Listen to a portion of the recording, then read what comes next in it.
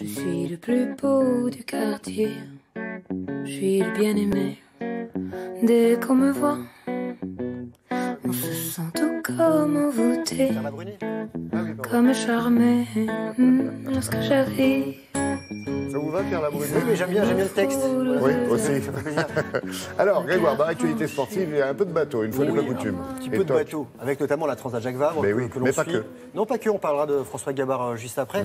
Et la Transat Jacques Vabre, alors je vous rappelle que c'est parti du Havre dimanche, qui sont en direction Salvador de Bahia. Les nouvelles de la nuit, il y a eu un chavirage au large du Portugal. 50 pieds, non un trimaran. Un trimaran, exactement. Draken Group. Alors, les skippers sont à bord sains et saufs et ils devraient être secourus dans la matinée. Donc, on ne s'inquiète pas pour eux. On va regarder la cartographie et voir un peu les classements avec les bateaux qui sont partis donc, il y a un peu plus de 3 jours. En tête, les géants, les ultimes, qui descendent vers le Cap-Vert. Sodebo de Coville et Nélias est au coude à coude avec le Maxi Edmond Rothschild de Joss et Rouxel. Et Coville et Nélias sont pour l'instant leaders. Ils ont 54 000 d'avance sur leur premier poursuivant. Chez les grands monocoques, les IMOCA, la flotte est au large des Açores. C'est extrêmement serré. Saint-Michel, Vibrac est devant. Et dans ce secteur, il y a beaucoup de monde.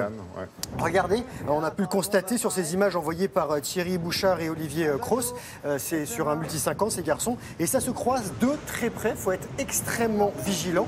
Et les classes 40, eux, sont au large du Portugal. Ça avance moins vite, moitié moins vite que les ultimes. Ils ont le temps d'admirer, regardez, de très beaux paysages comme ce que nous a envoyé Aïna Enfance et Avenir avec ce superbe arc-en-ciel.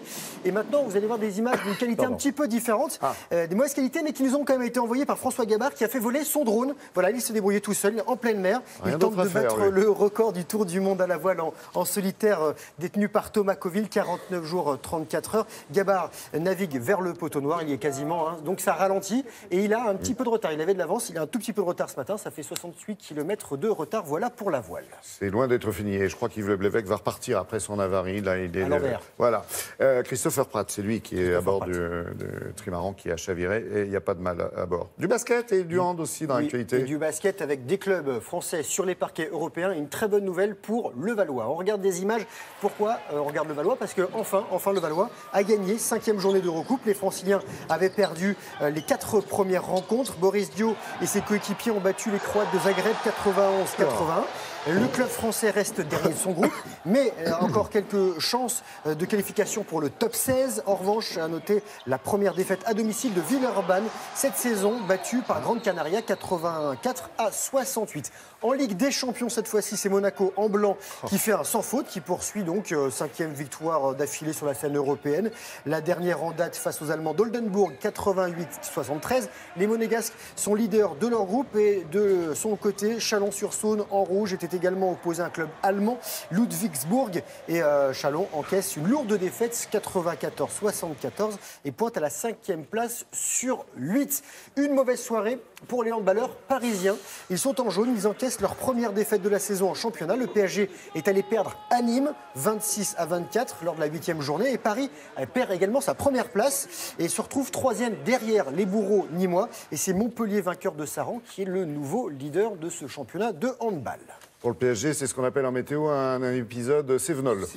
Il y a du tennis. Oui, avec un tournoi un peu particulier qui s'appelle Next Gen. Ça se passe à Milan. C'est pour les moins de 21 ans, les meilleurs moins de 21 ans. Regardez. Et les matchs se jouent au meilleur des 5 manches avec des sets de 4 jeux au lieu de 6 habituellement. Le Croate Koric n'est pas loin des demi-finales. Le 48e mondial a battu le Russe Medvedev et c'est sa 2e victoire en 2 matchs. 4-3, 2-4, 4-1, 4-2. Et Borna Koric devra au moins remporter 2 sets face au garçon que vous allez voir, qui s'appelle Karen Kachanov, pour voir le dernier carré. Le Russe a battu l'Américain Donaldson 4-1, 4-3, 4-2.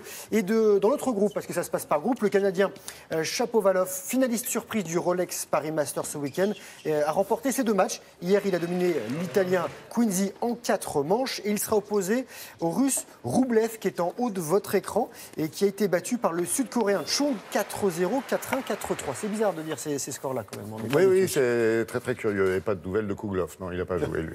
Ok, merci.